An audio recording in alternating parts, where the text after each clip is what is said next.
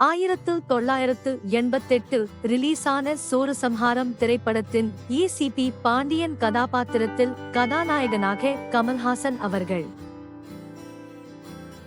கதாநாயகியாக சுதா கதாபாத்திரத்தில் நிரோஷா அவர்கள், அருண் கதாபாத்திரத்தில் நிழல்கள் ரவி அவர்கள், திவ்யா கதாபாத்திரத்தில் பல்லவி அவர்கள்,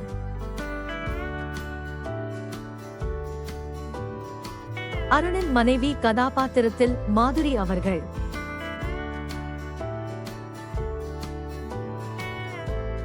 மோகன்தாஸ் கதாபாத்திரத்தில் கிட்டி அவர்கள்,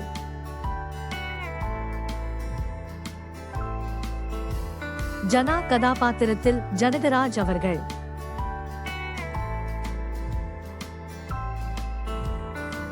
சக்கரவர்த்தி கதாபாத்திரத்தில் கேப்டன் ராஜு அவர்கள்,